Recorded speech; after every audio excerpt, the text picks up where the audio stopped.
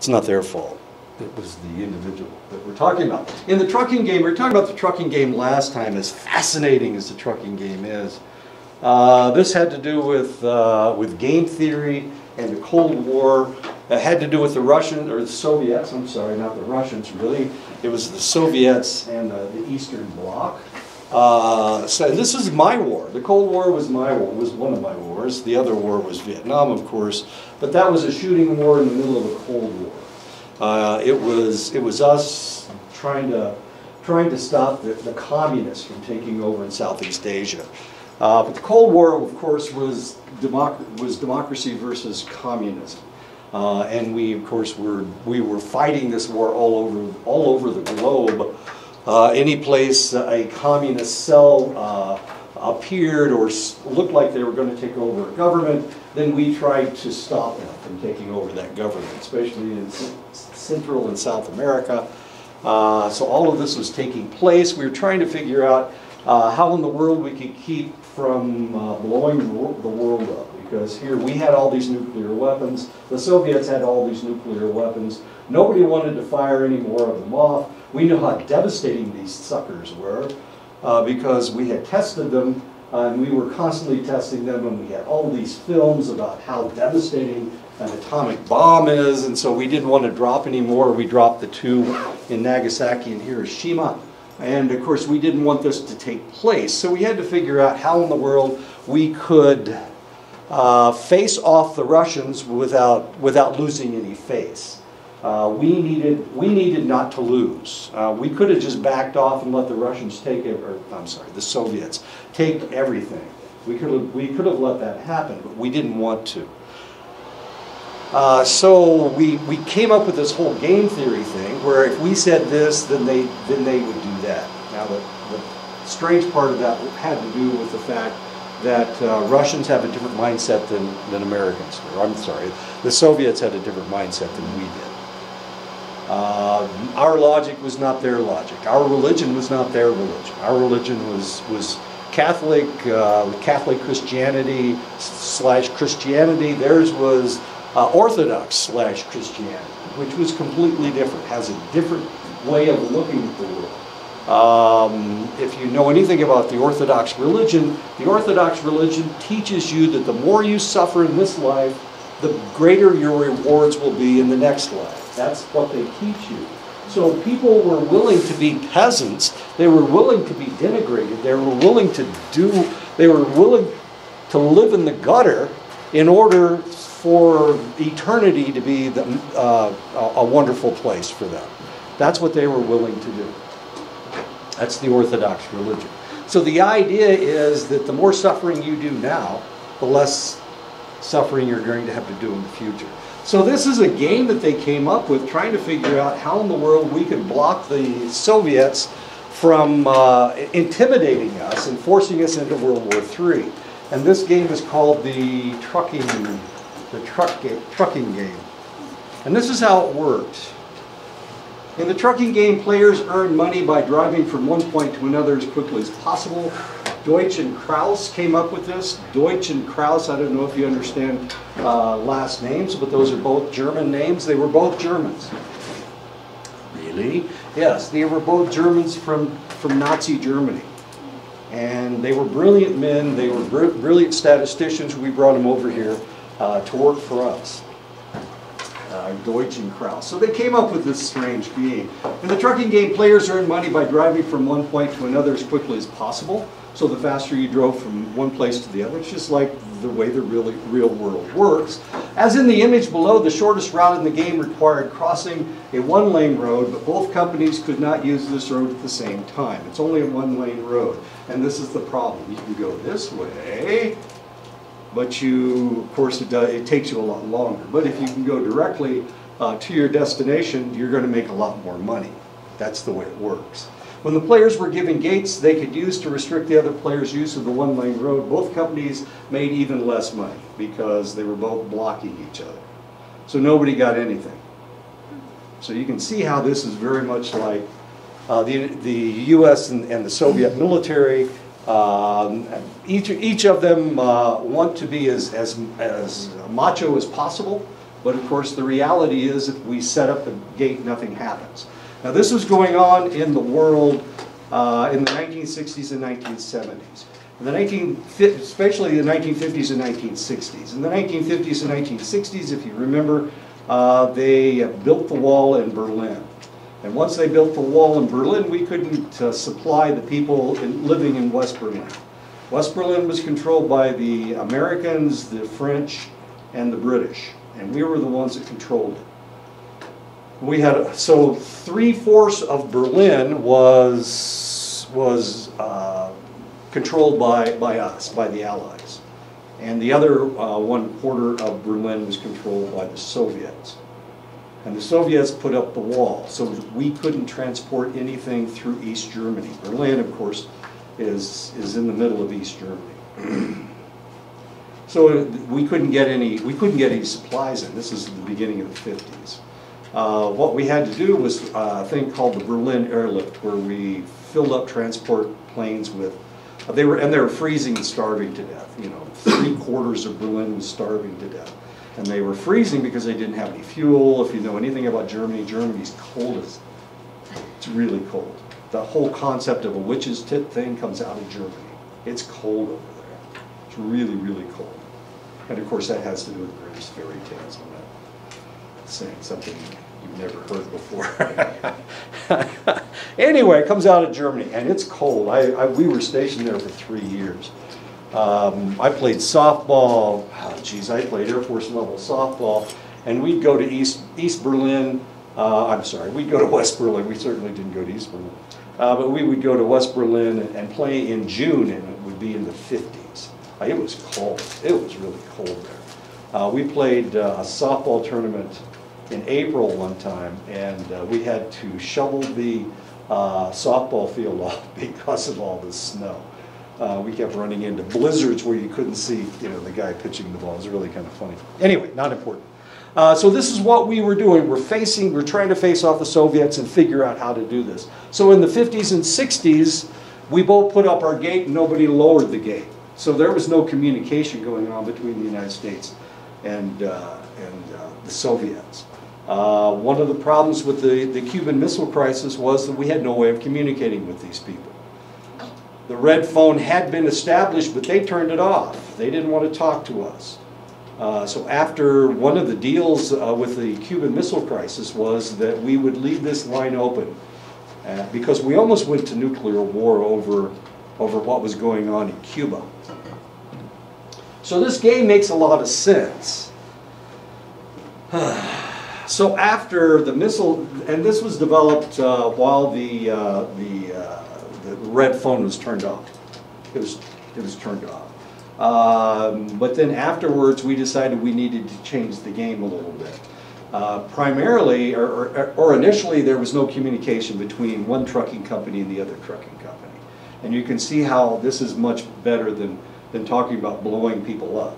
This was a lot. This had to do with something that the Americans could understand. This whole trucking game thing.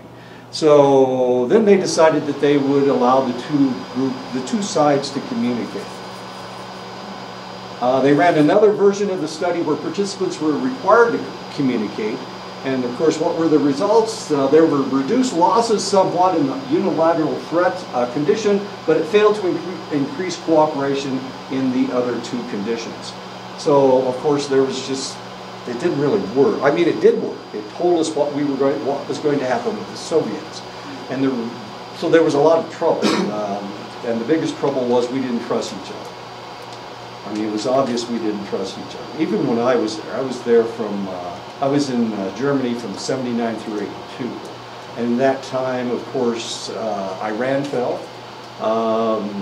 And we were afraid that the Soviets were going to come in and take all of our equipment. We had billions and billions of dollars in Iran. They were our allies before Iran fell.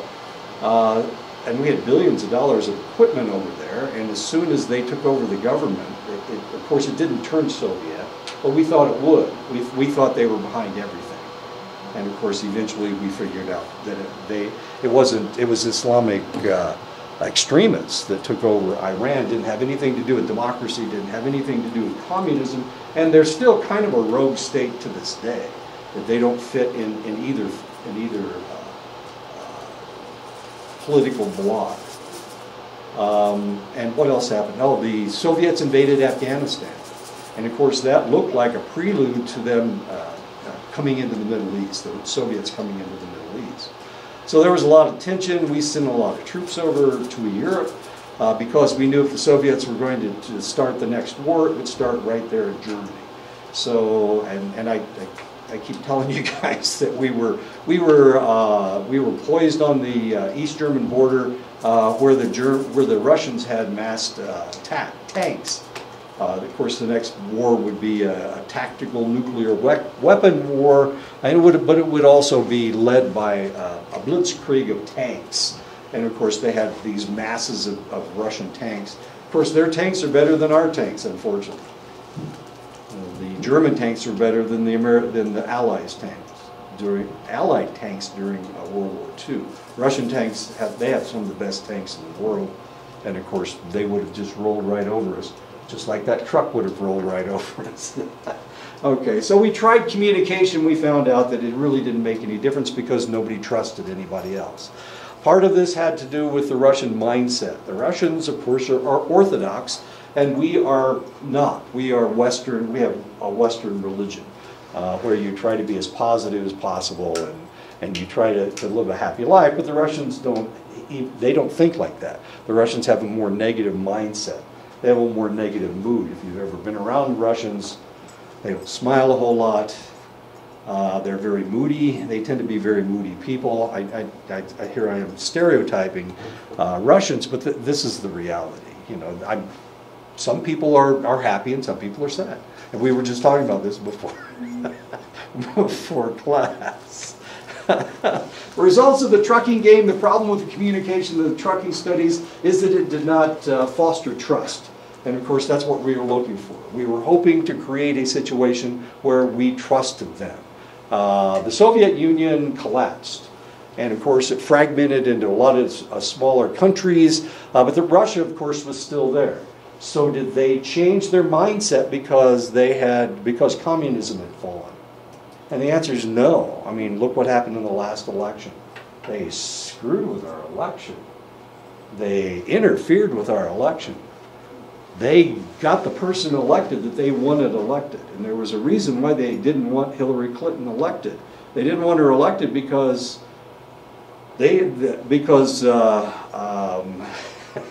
Putin only got 93% of the vote in the election before. Of course, he was used to 97 to 100% of the vote, and he was upset that there were people that voted against him. And he thought that Hillary Clinton, who was Secretary of State under Obama, he thought that she had interfered with his election. So he decided he would screw with our election, and he wouldn't let Hillary Clinton become president, as bizarre as that seems. Yeah, the interesting thing was that, of course, the more communication they had, actually what happened was there were more threats flying back and forth.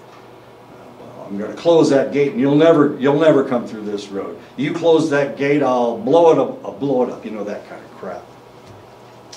Just like, you know, people rattling their sabers, not pulling their sabers, but rattling their sabers, trying to threaten the other guy. Negotiation is a form of communication between opposing sides in a conflict. So this really fits. I mean, this fits what has been going on in the world since the end of World War II. All these war games, all these conflict games, all this game theory. This is really quite important.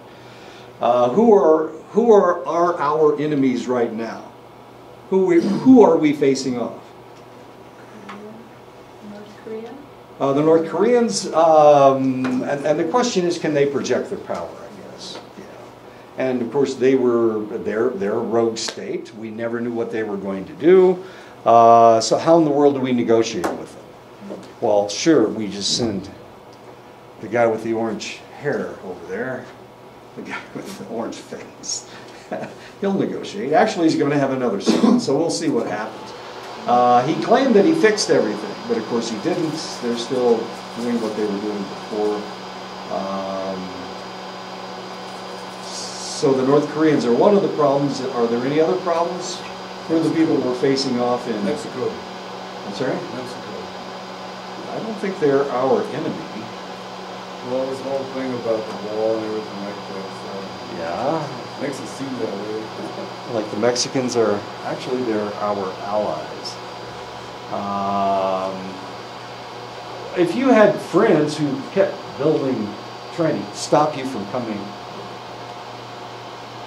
to visit them, isn't that a negative thing? Doesn't that seem negative to you?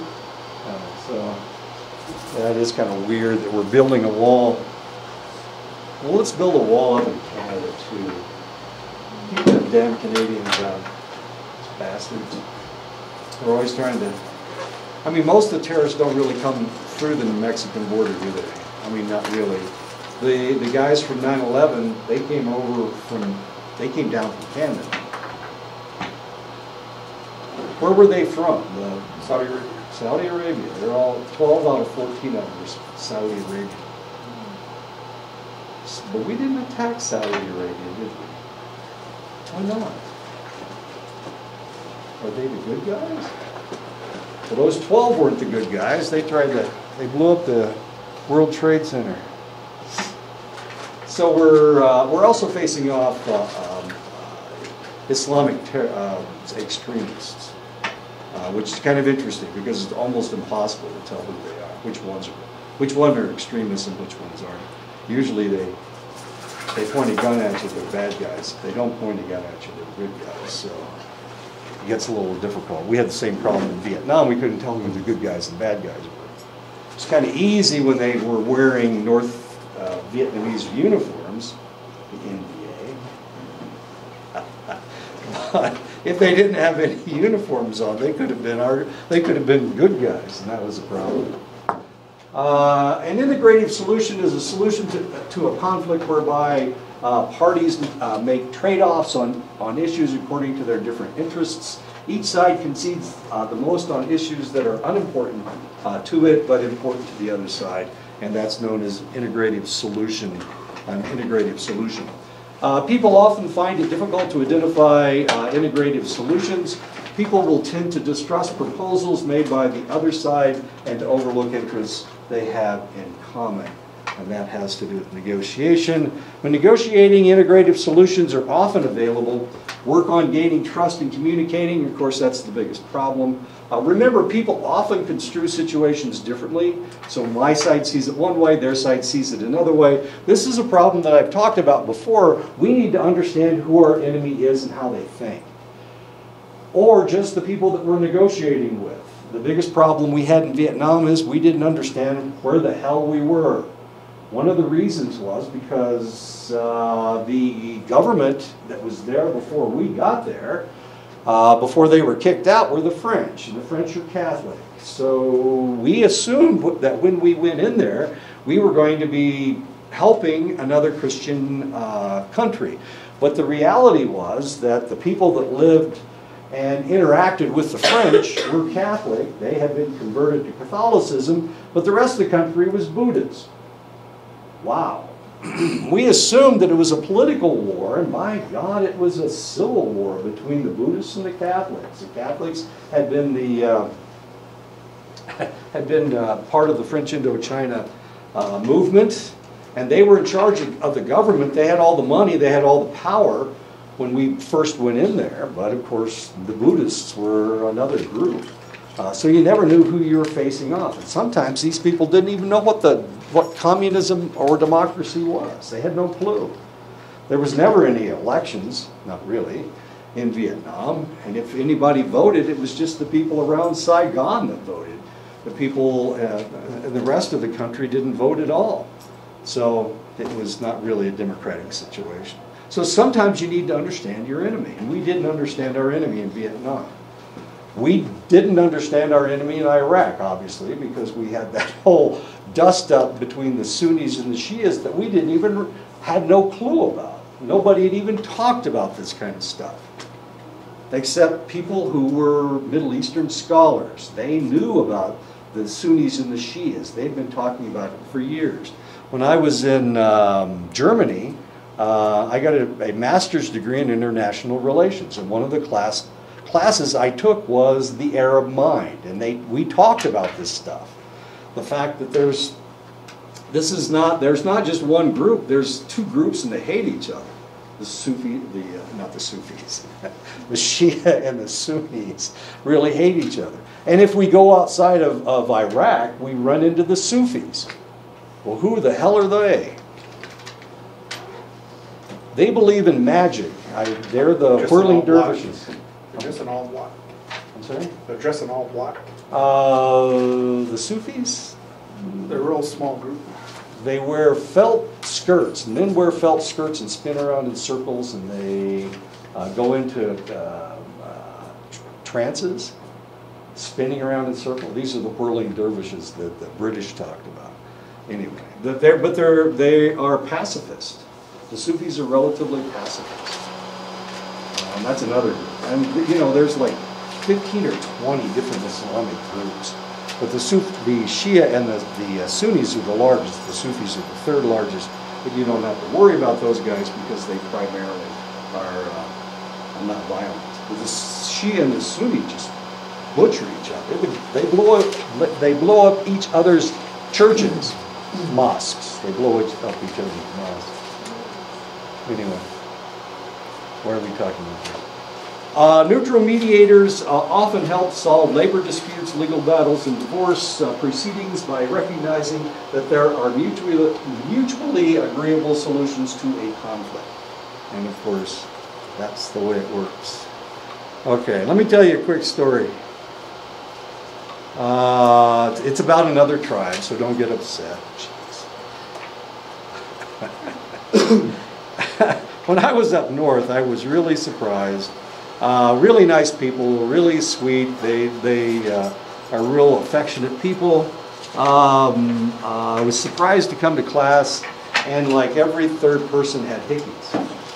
And if you know what, does everybody know what a hickey is? Does anybody not know what a hickey is? You don't know what a hickey is? It's where they suck on your neck until you get a bruise on your neck. Till the arrowhead comes out. Till the arrowhead. Comes out. But they're about this big, and they're all over your neck. Okay, so they put them on your neck. It's something that you do in junior high school, maybe in high school, who knows. Okay, so here I am. I'm up on the Fort Belknap Reservation, and I've got like half of my class has got hickeys all over their necks, and I'm trying to figure out what the hell's going on. I'm thinking, geez, I hadn't seen a hickey since I was in junior high. It's that kind of a deal. And then I was talking to this lady, she's in her 50s, and here she's got hickeys. And I'm thinking, wait a minute, this is weird. I've never seen anything like this before. Well, up there, that's how they show affection. That's how you mark your significant other, is by giving them a hickey, whether you're in your 50s or 60s or whether you're a teenager. It was really kind of weird, and the reason I'm telling you this story is because it has to do with affection. And the next chapter that we're going to talk about deals with, oh shoot. See, I said shoot, I didn't say shit. That has to do with something else. Okay. Wait a minute, come on up. There we go, okay. So we're going to talk about human interaction. We're going to talk about attraction and intimacy. And of course, in that environment, that select group of individuals, and it's not just the people on Fort Belknap, it's also the people at Fort Peck, the people, especially the people on Rocky Boy, who are a little bit different. They're Chippewa Cree. I don't know if it has anything to do with Cree, I don't know. Anyway, you see a lot of people with hickeys, and it's weird. I had one student that she kept complaining about her boyfriend. She kept complaining about her boyfriend. And then and she told me the day that she was going to break up with him, I'm just going to kick the guy out. And she did. She kicked him out. And the next day she came to class with, she had more hickeys. I've never seen so many hickeys on her neck. And I asked her, well, I guess you didn't kick him out. She said, no, there were other guys came over last night.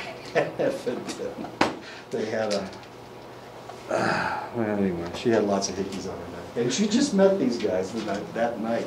Kind of funny. Or not funny at all. Maybe it's not, it's tragic. Anyway, that's the way things are done sometimes. Ah, you know, I lost all that stuff. All right, I tried to fix this. Okay, so we're talking about attraction, we're talking about intimacy, we're talking about human relationships. Everybody does it different. If you go to France, their mores are maybe a little bit different than it is in the United States. You go to England, same thing. You go to a Muslim country, you're not going to run into any of this stuff. No hickeys. Of course, you can't see their necks. So. You can't see anybody's neck. So, and a lot of their marriages are arranged, you know, that whole thing. So everybody does things differently. We have to understand that there are no absolutes. We're primarily talking about the United States. Up in the Northern Plains tribes, you give people hickeys, and that's how you mark your significant other. Down here, I haven't seen any hickeys since I've been down here, so I'm going, okay, that's good. What culture did that come from? I don't know. French, probably. Ew. They had French traders they traded with. That's how they got their guns and horses. Actually got their horses from the Shoshone. The Shoshone got their horses from the Comanche, and the Comanche got their horses from you guys. So there you go. Anyway, but they got their guns from the French traders up in Canada. Yeah, this is in Saskatchewan and Manitoba. Most of Canada, if you don't understand the history of Canada, Canada is mostly on the east. It's in Ontario. Comes all the way across Montreal, Quebec, you know, and that was the settled area. So the west was all wild, wild west. They didn't really try to do anything with those guys until the 1870s, 1880s. So it was run by the French traders, lots and lots of French traders. And of course, all the French traders had native wives. They've actually formed their own tribes. Tribes of individuals that were half French and half Indian, and these individuals were referred to as Métis, which means half breed. So there are Métis that live in that portion of Canada. Métis groups, and they came down into the United States, of course. Anyway, they refer to them as the Métis, M-E-T-I-S. So and they have their own powwows, all kinds of interesting things. They wear half native regalia and half French regalia. It's really kind of weird. They'll wear, you know, regular Western hats, and then they'll have on, you know, a ribbon shirt, and then they'll have on blue jeans, you know, and that's their regalia. It's really kind of interesting. Top hats. You guys don't seem very interested at all. Anyway, okay. So we're talking about relationships. Uh-oh, I better make that larger, shouldn't I? Fascinating. Because humans tend to be fairly defenseless alone, we have evolved as gregarious beings. Denise and I were talking about this, how in order to protect themselves, they had to live really close to each other. So even if you look at some prehistoric collections, and you can tell you can see teepee rings up north in North Dakota, Montana, and Wyoming. You can see places where they would camp every year. You know, this happened for hundreds and hundreds of years. So all these teepee rings are cut into the ground, and some of them are sunk and whatnot. But they are always around each other because they would put their teepees up in order to protect each other. And that's how humans did things. Because we're wimpy. I mean, if we get attacked by a bear, a grizzly bear, for example, how in the world are we going to fight it off? You know, me taking on a grizzly bear, that ain't going to happen. He's just going to take one swipe at my head and I'm a dead man. And now he's going to have a really nice meal of human heart and left arm or something. Or a mountain lion. You know, how hard is it for a mountain lion to kill a singular individual? They never attack packs of people. They always attack just one individual out jogging someplace. And of course, so we have to be gregarious because we are defenseless unless we're in a pack, unless we're in groups. And of course, this is why the hunter-gatherers, nobody ever hunts alone. They always hunt in groups. Otherwise, they might not make it. Due to these needs, relationships have become a core of human existence. When people lack a need for relationships, they are diagnosed with odd personality disorders like paranoid personality disorder, schizoid personality disorder, and schizotypal personality disorder. If you've ever been around any of these individuals, they're really hard to talk to because their idea of normal is to be alone. And that's just not human. We can't survive alone. So when somebody has this need to be alone, we see them as incorrect.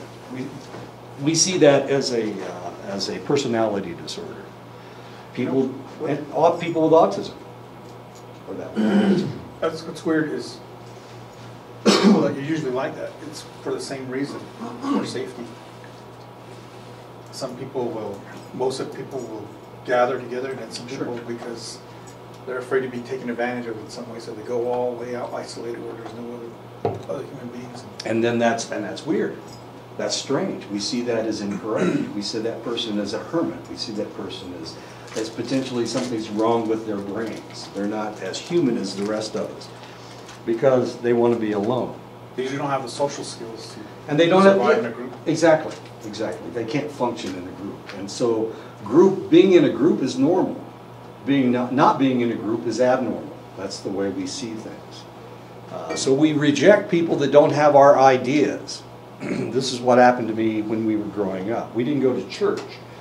And everybody went to church in our area, even if they were atheists. Well, it doesn't matter. You had to go to church in order to show that you were a social being. And since we weren't that kind of people, we were rejected.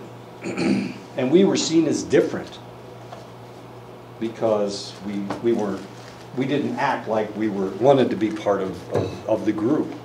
And for that reason, we were rejected. Also read that that's also a trait of a psychopath. What yeah, exactly. Yeah, they don't want to be around people. Exactly. Sure. They can't get along with other individuals. It's funny that you should say that because I was just thinking about veterans. They come back from Iraq or Afghanistan, wherever. Right. They go through this process, and that's a lot of their struggle. Right. Is readjusting because they come from a group that's real close. Exactly. Then they come back and they want to be left apart. And they're going through a lot of mental, emotional issues. And that's because nobody understands them. Nobody's been through the same stuff that they've been through. And because of that, the other people can't relate to them. This happened a lot in marital relationships, especially after Vietnam and after Afghanistan and Iraq. A lot of marriages broke up. And the reason they broke up is because the wife thought that things were going to be the same, that everything was going to go back to the way it was. But of course, he has changed.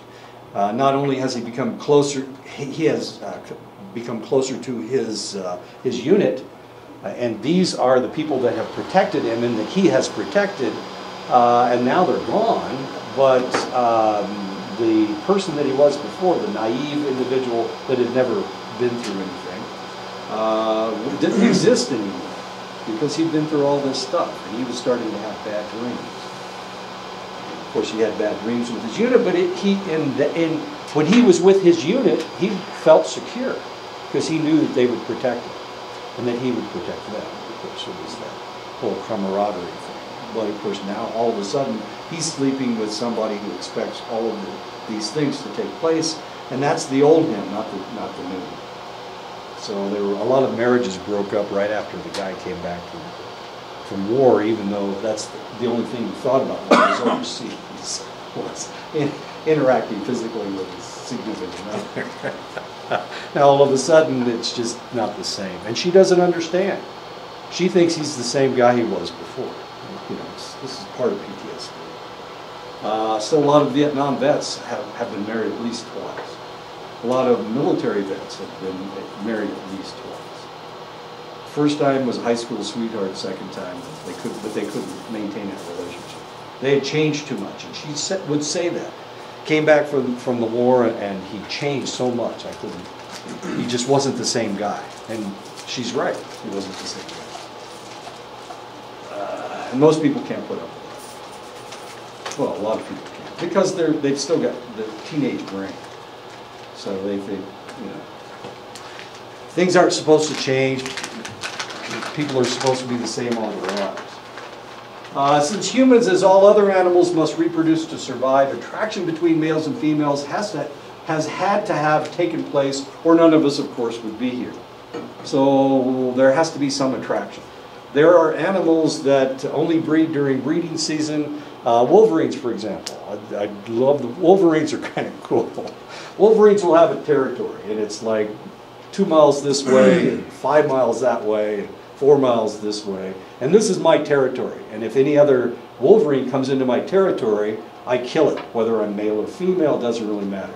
So during the breeding season, which only lasts for a couple weeks, they allow other the opposite sex to come into their territory so that they can breed. And as soon as they're done breeding, the one of them takes off because they all have their own territories. And if he's in there after she's bred, she'll kill him. That's Wolverines. Then she has her pups. And she raises her pups, and as soon as they're big enough, she chases them away. And of course, then they take off to, and if they don't, she kills them. That's the way Wolverines work. It's interesting too, because it makes sense with, if you think, also with the Maslow's hierarchy of needs, if you go to a place of poverty, right, and they're just struggling at the very bottom of those things, necessities, right, they tend to band together like gangs. I was just thinking about like gangs, and you go into low income communities, right, and you start to see those kind of things start to manifest. Right. And it's out of security. Right. Exactly. It has to do with security. It has to do with need for belonging. And the way that you break up the gangs is by increasing the economic situation in the area. Wealthy areas don't have gangs. You know, Trump and his billionaire buddies don't become gang members. It just doesn't work that way. Humans have an interest, they have an intense need to belong, the need to connect with others and enduring close relationships. And this is, of course, what we're looking for, is a close relationship. Roy Baumeister and Mark Leary feel that the following aspects illustrate the power of social attractions. When a man and a woman have a child, the child's survival chances are boosted by a nurturing of bonded parents. In other words, if mom likes dad and dad likes mom, then the child is more likely to survive. If it's a single parent situation, child is less likely to survive. And if neither parent want to take care of the child has no chance of surviving. Social attachments enhance survival for both children and their caregivers. When separated, they seek to be reunited. And of course, that's parents and caregivers. People so strongly desire close relationships that they will spend billions to attract the opposite sex. Billions of dollars. They buy the nicest clothes, they put on makeup, but that's not the end of it. Sometimes they will have themselves physically enhanced, surgically enhanced, in order to make themselves more attractive to the opposite sex. This is what Britney Spears looked like when she was a Mouseketeer, and this is what she looks like kind of now. She's, well, yeah, that's her, I guess. Angelina Jolie, same thing. You can see how big her nose was, and of course now she's got a cute little pert little nose. And she got her teeth fixed. I don't think she did anything to her eyes. Angelina Jolie had a honker, and of course she had it chiseled down until it's a tiny little nose with little bitty openings. I don't know how she runs with such small openings in her nose. And she had her lips, she just had her upper lip done. As you can see, her bottom lip was already pretty big. Anyway, Angelina Jolie. Of course, it's not just women, it's also men. Michael Jackson probably had more plastic facial surgery than anybody else. As you can see, this is what he looked like when he was black. He had a nice afro going, a nice wide nose, cute kid. And then he decided that he needed to change his nose. He and his sister, LaToya. I was thinking LaToya. She's the one that had. They probably all had surgery. Yeah, I'm sure they have. Anyway, this is what he looked like when he had jerry curls. As you can see, his nose has changed. It's a lot smaller. And this is what he looked like when he, well, look at his hair. I mean, his hair was, he had a normal African-American afro, and then he had jerry curl here. This is when his hair started on fire in the Pepsi commercial, and then he had it straightened for some reason. I don't understand. Tom Cruise, of course, had his nose fixed, as attractive as that is. Let me see if I have, rats. Okay, here we go. Lindsay Lohan had her, I don't know why they do that to her lips. It's a little bizarre. She wasn't an unattractive woman. I don't know why she was bizarre. This is Lark Voorhees, as you can see. That's Saved by the Bell? Yeah, that's Lark. Saved by the Bell. You can't even recognize her. She's had so much plastic surgery. This is what Ashton Kutcher looked like when he was a teenager. When he first started acting. This is what he looks like now. You can see he's had tons done to his face. As odd as that seems. This is Madonna. This is what she looked like when she first started singing. She was a little plump. First, she's had her face lifted and tightened, and her nose fixed. Oh, you can tell Ashton Kutcher had a facelift because his eyebrows are pulled back. Yeah. I never noticed that. Yeah. As curious as that is. Anyway, so so the odd things that we do to be attracted to the opposite sex, or maybe the same sex. I don't know. The power of social attractions. People seek a supportive soulmate in whom we can confide. This makes us feel prized and accepted. We're always looking for somebody who likes us. Doesn't always happen. We try to put our best foot forward, or maybe our worst foot, if that's what the other person is looking for. I've been married 3 times, and I told you, in a court of law, both of my ex-wives have sworn that I was the most boring person in the world. Which the judges found just hilarious. As not funny as that is, I don't think I'm... Maybe I am. I don't drink. Well, and that both my divorces were in Texas, so if you don't drink Lone Star in Texas, you automatically lose the case right there. When we fall in love, we feel irrepressible joy. I don't know how often you've all fallen in love. I fall in love all the time. It's quite exciting. For those who are no longer connected through being jilted or widowed, the loss of social bonds causes pain, loneliness, or withdrawal. And that's actually what I'm feeling right now. I'm counting down the days until I can get out of here, so I can go home. I really am. I love you guys. I love teaching, but I miss my wife a lot. I know. My wife. I'm counting down the days. We have 6 more lectures. We have 3 more weeks, and then we have finals. My finals are all online, so I don't have to worry about it.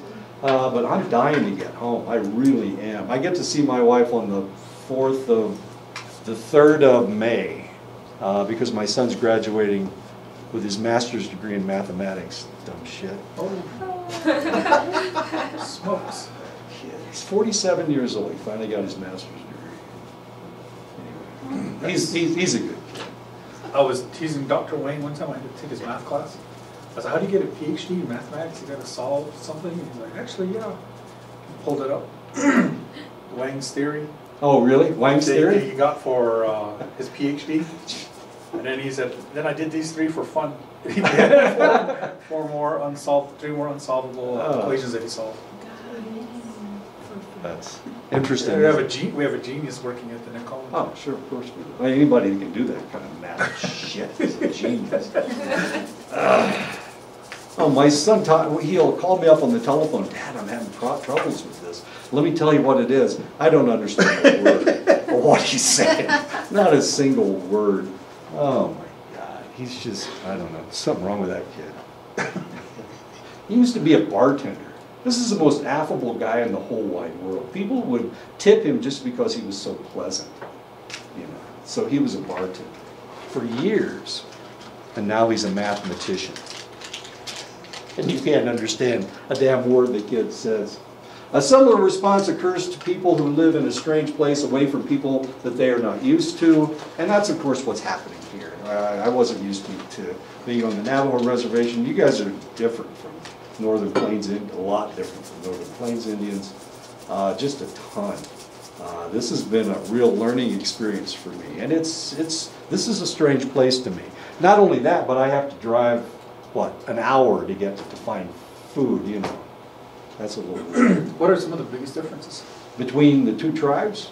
Oh, well, Denise and I were talking about this. They live with each other, and you guys live away from each other. Get away from me.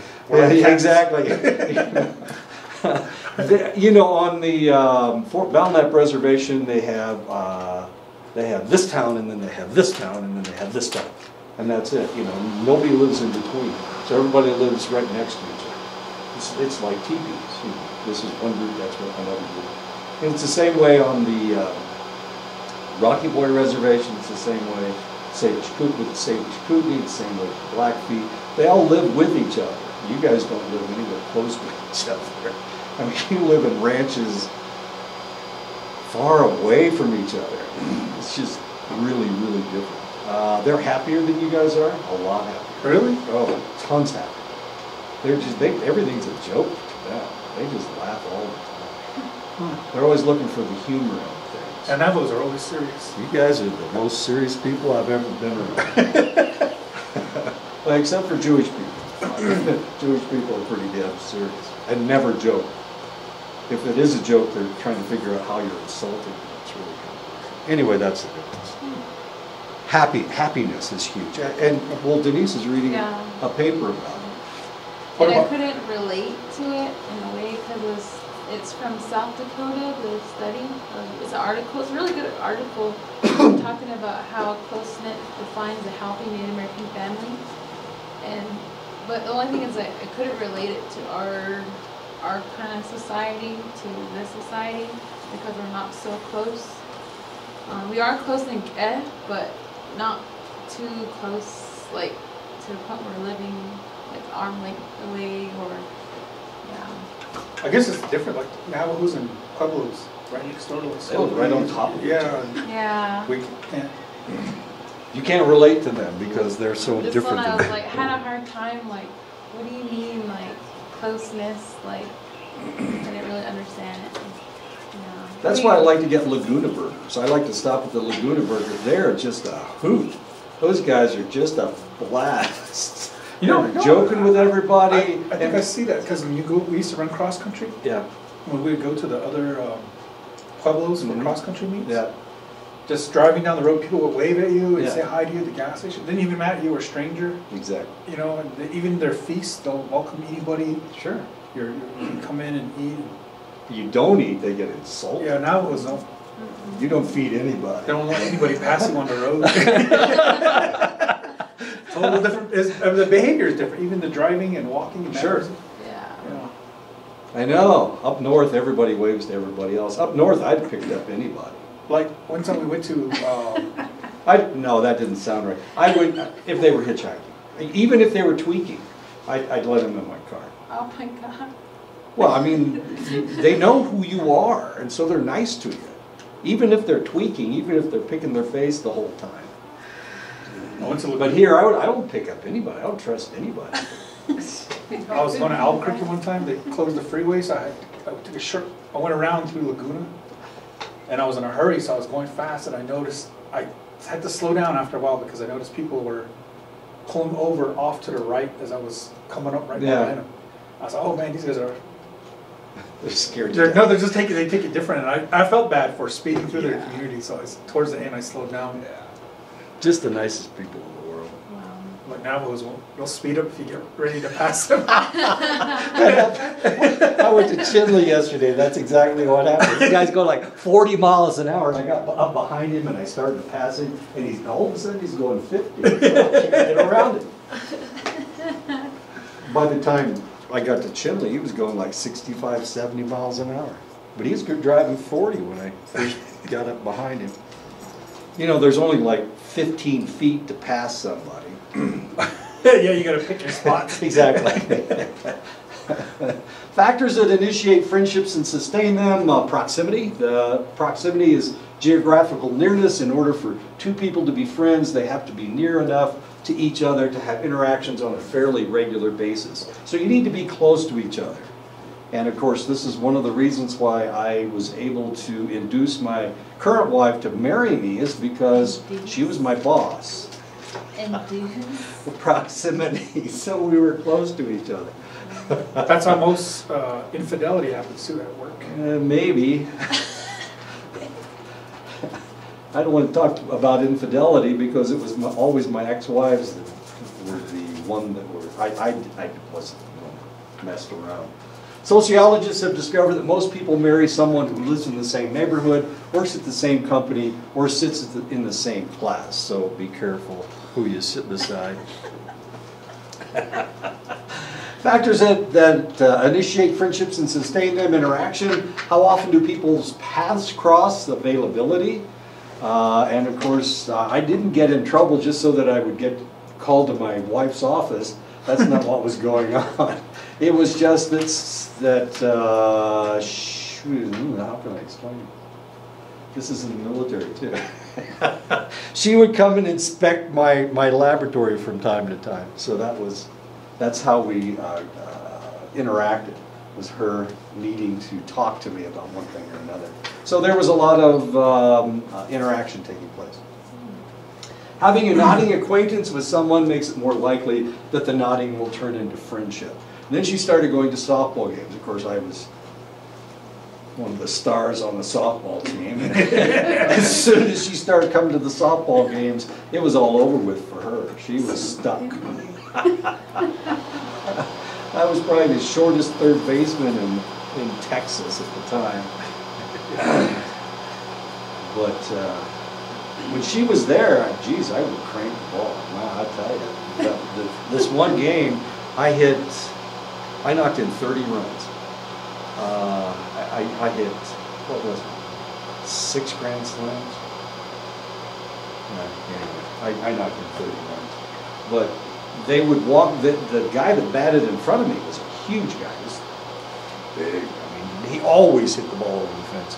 So they'd walk him, and then, now the bases are loaded. And when she was there, I just hit the ball really, really hard.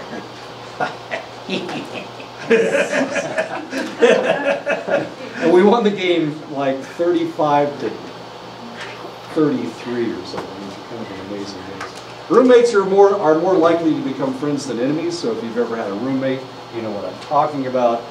Even if you did the similarities between the two of you, or there are no similarities, you'll still become friends, because we assume that, well, you have to get along with people. You're in the same room with each other, so you find a way to get along. If you've ever watched, remember the Titans, that's how the coach forced the black and white players to begin interacting, was forcing them to room together. And then he forced them to talk to each other. And that's how he created a connection between the black players and the white players. This is in 1971. Remember, the Titans took place in 1971 in Arlington, Virginia. And most of the white kids were rich, most of the black kids were poor. So there's really no connection between the two of them. The black kids, that portion of Virginia was not really a farming area, as curious as that is. Around Washington was not a farming area. That area of the United States was a breeding place for slaves. They would breed slaves. They would buy them for breeding purposes, so that they would make new slaves. That was the idea. So there was a lot of antipathy going on between white people and black people in that area. Interactions enable people to explore similarities and to perceive themselves as a social unit. When you think of yourself, this is my roommate, despite the fact that they are completely different than I am, all of a sudden you become identified with that individual. So when people think of them, they think of you. And just that thought creates a social unit. So now you and that person are connected. And because of this idea that you are connected, all of a sudden you become a social unit. So when they talk about George, they also talk about you. So that's just the way it works. I know. Anticipation of interaction, merely anticipating interaction boosts liking. This is fairly adaptive. Anticipating liking, expecting that someone will be pleasant and compatible increases the chance of forming a rewarding relationship. Just thinking that I have to interact with this person makes you want to be nice to them. Makes you think that they are a nice person. You don't want to interact with somebody that's a jackass. So in our minds, we create this illusion that this person is going to be a nice person, whether they're nice or not. It really doesn't make any difference. The anticipation is there. Since we can't always pick the people around us, this adaptation allows us to get along with just about anyone.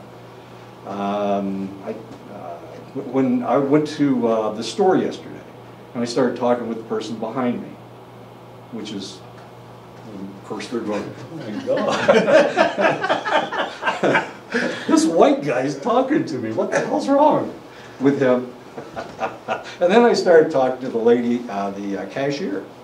And she kind of appreciated it because, you know. No one talks there. Nobody will talk to her. Everybody gives her the warrior face. Are you ripping me off? You know, one of those kind of deals. And I smiled and I was talking to her. And she was really pleasant. She didn't look very pleasant until I got there, of course. And I'm sure it wasn't because I'm so attractive. I know that that's not true. I looked in the mirror this morning. I know what I look like, okay? It's because I was smiling and because I was talking to her. And most people just try to, you know, I don't know what they try to do. But I was talking to the person behind me, and it was funny because they had a little kid. And the kid was just interacting like I'm a human, you know. That was kind of cool. But the parents were kind of, oh, God, what the hell's wrong with that? Navajos do that to each other, too. Oh, they do that to each other? Yeah. Yeah. You stand in line, I think it's odd to talk to. Right, you know, right off. Don't talk to me, this is terrible. Yeah. How do you guys ever have powwows? My goodness, a powwow is like a coming together of everybody, and everybody has a good time. That's what a powwow's all about. Whether they're from another tribe or not, I mean, that's the whole reason for it. Anyway, I didn't, of course you guys charged $8 to get in the powwow, my God. Wait a minute, I think I've got $8. Oh, I got a 10, there we go. We have some ceremonies where there's a social component is is a big part of it. In Da, in the summertime, most time that standoffishness is inappropriate in that kind of a setting. Everybody's helping one another, feeding one another, come together. Hugging one another?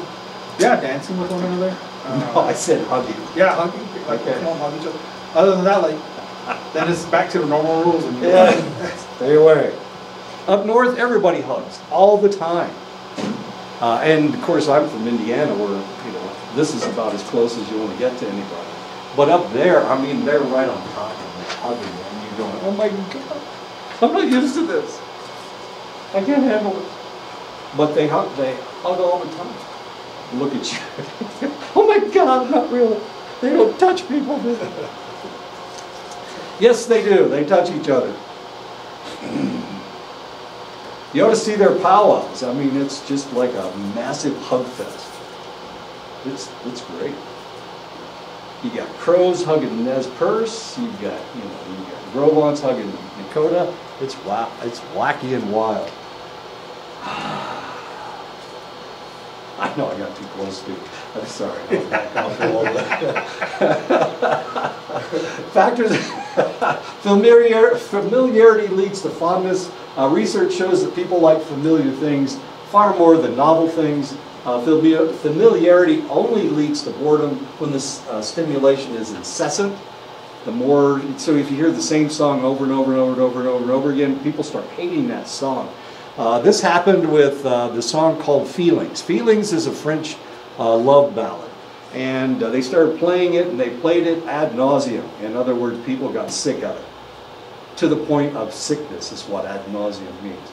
So now people hate the song Feelings. I was in Lubbock, Texas at the time when Feelings came out, and while they were playing it on popular radio, there is no popular radio in Lubbock, Texas. It's all country and western, and they only played it every once in a great while, so I never heard the song. I'm the only person in the United States that likes that song now, because everybody else heard it to the point that they hated it, and of course I couldn't hear it because I was living in country and western. I was living in Lubbock, Texas. Damn it. We couldn't get any other radio stations except Texas, Lubbock, Texas. So anyway, so the more you hear it, of course, the more contact you have with somebody, potentially, of course, the more that it leads to disliking. I'm like that with the national anthem. Okay. Well, got tired of hearing it at 5 o'clock. Every morning.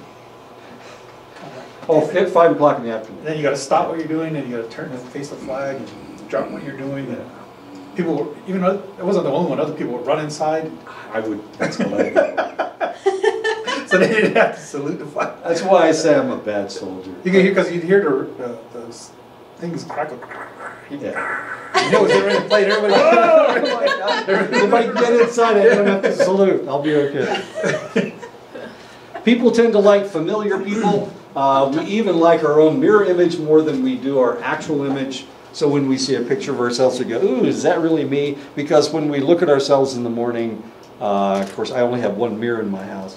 So when I look at myself in the morning, I look at specific things, not the ugly parts of my face. I only look at the parts that aren't so ugly. Okay. Looking at these two women, which would you say is the most attractive? The woman on the left or the woman on the right? Which is the most attractive? Well, I'll probably say the right. Right? I'm going to say left. Left? I say the right. Right? Left? I'd say left. Left? Both. Well, I'm a psychologist, I can't be.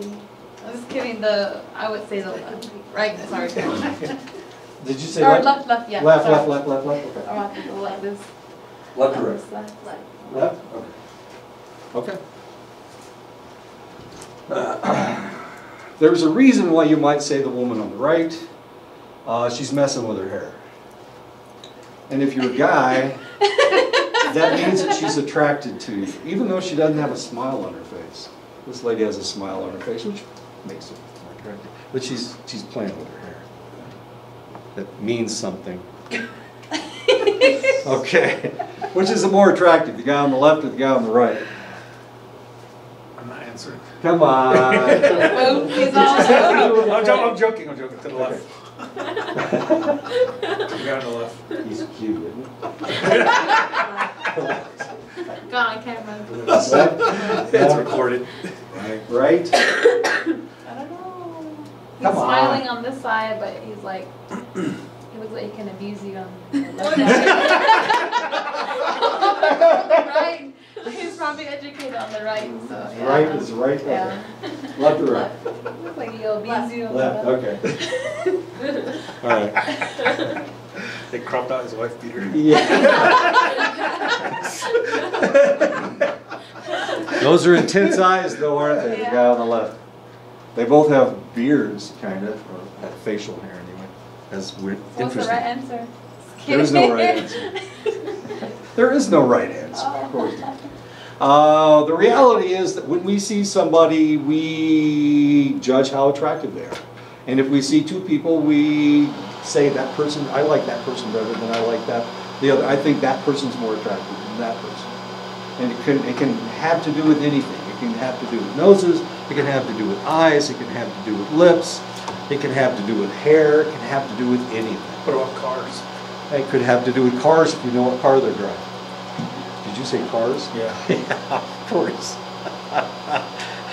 Oh my God, that guy drives a sports car, and he lives on the Navajo reservation. There must be something wrong with him, obviously, because everybody knows that the best car is a pickup trucks, right? He I drives mean, the if- Fords a lot, talk to him. 350. Good looks are an asset. You may not be able to judge a book by its cover, or beauty may only be skin deep, but a study after study refutes Cicero's advice to refute appearance. In other words, don't look at how they look, look at who they are. And we should be attracted to the inner person, not the outer person. Appearance, of course, does matter. People are attracted to attractiveness. That's just the way it works. And there's nothing we can do about it. We are humans. We select individuals by the way they look. Are they tall? Are they short? Do they have a big nose? Do they wear glasses? Do they, I don't know, what else is there? I don't know. Do they have a nice butt? I don't know. Would clan count? Like, if you know their clan, they'll talk to them. That's you guys. Most if you're off the Navajo reservation, nobody talks about clan. Yeah. Yeah, I mean they don't even talk about what tribe they are. Oh, it's almost done. Okay, really? I mean, so you know that has to do with just you guys. I stay away from Kianis, Kentuckys. Stay chill. You do? Try to. They seem to be a little more argumentative, those clans. Sinjikina, Kentucky, and Kianis. Kentuckys. Don't you get abusive. Are you writing all this down? I noticed that with some ladies that I hang out with, if they're attractive and they're not the same clan as they are, they'll talk to them more. Okay. Because of a potential husband.